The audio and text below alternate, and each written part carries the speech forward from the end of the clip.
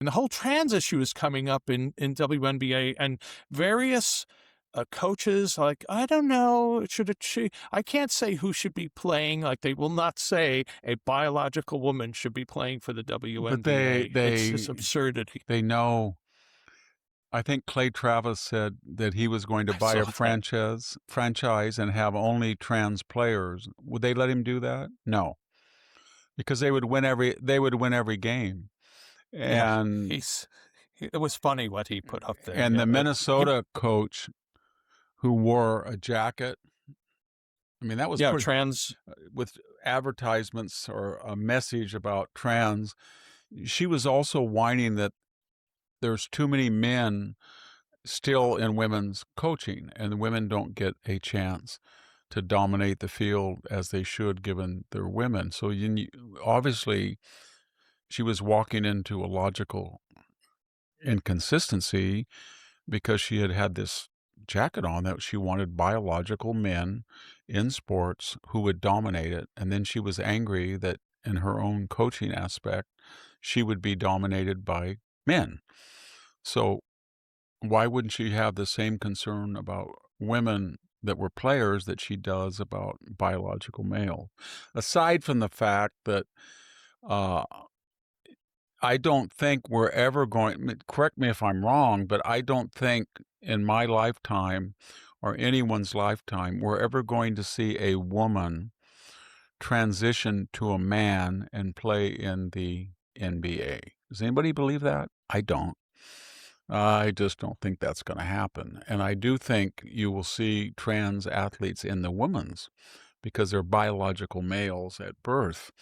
And nobody wants it. The other thing, and I talked a little bit about with Sammy about it, is I went and looked at about 6 AI estimates. If you ask them how much uh, money, media attention has Caitlin Clark brought to the Women's National Basketball Association, which is owned by the men's, and it runs a deficit until 3 years ago. And most of them said, in terms of increased attendance, increased merchandising, increased huge now advertising packages based on ratings of the Indiana Fever, and any team she plays sells out.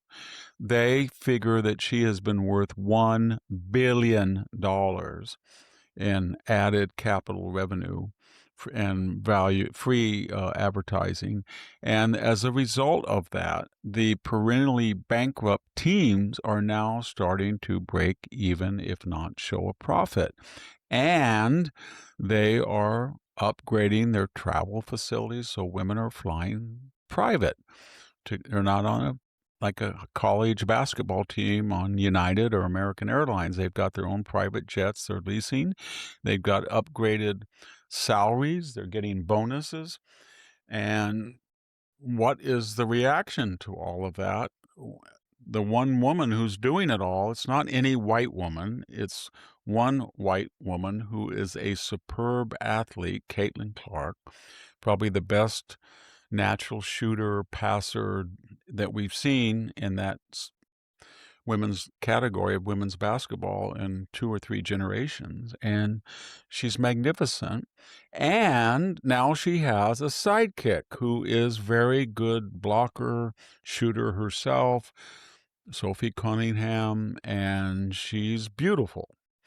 And like Caitlin, she's white and heterosexual in a league that we didn't know because nobody watched it. But the more we watched it, we were told by various sportscasters, sometimes with making a joke, sometimes bragging about it, sometimes obviously hinting they didn't approve of it, that who knows their motivations, but they all agree on one thing, that the Women's Basketball Association, like the NBA, doesn't look like America, to quote the left. It's not diverse. It's about 60% black, 60 65%, and it's 30 to 40% gay. And now you have the two women, and Sophie Cunningham, when she did that, the point became and a social media phenomenon, and everybody does it. And now she's got her name everywhere, and she's making a ton of money. And I saw her the other day in a clip somebody sent me. She's doing bikini layouts, and she got must be 6'2" or something. She's lean but muscular and beautiful, stunning actually, and you can see what this is doing to the league. Now, a logical, rational person will say, we got to make sure we don't gratuitously foul these two girls because they are our meal ticket and they're bringing us more money we ever imagined. The crowd's bigger, we're getting better exposure, we're getting our own media contracts. Or would the reaction be, I don't like white people, I don't like heterosexual people, I'm going to try to injure these people? And that's what they're doing. Sophie Cunningham got hit really hard in the face, and they called a foul on the perpetrator. On her, yeah, she got elbowed in the Right, choppers, yeah. just like happened to Caitlin Clark. And then when you look and you say, well, maybe it's just the players. No, because you see the coach wearing a propaganda jacket. You see a co-owner going across and yelling at two small girls. And you get the impression what? The more you see the women's National Basketball Association, the more you do not want to have anything to do with it. It's just too toxic. Everything about it is toxic.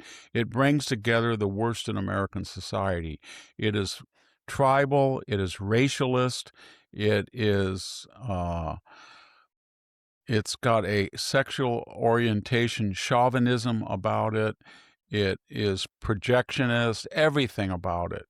And the irony is it would rather destroy itself than benefit if it meant that they had to allow two white heterosexual women to continue to be stars in the league and the breadwinners for everybody. They would rather destroy Right. it.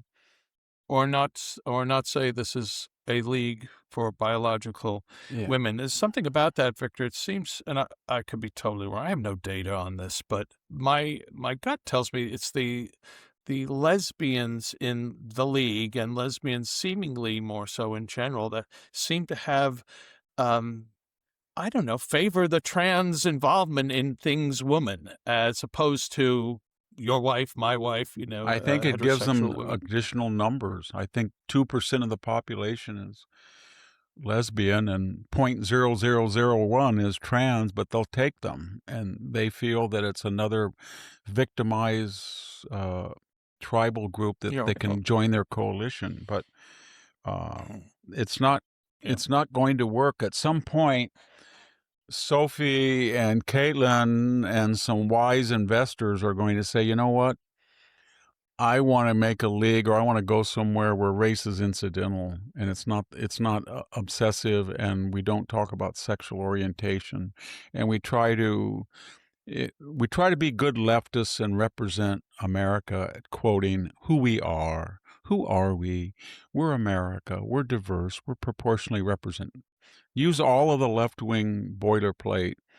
Of course, when you do that, you're racist. When they do it, they're inclusive.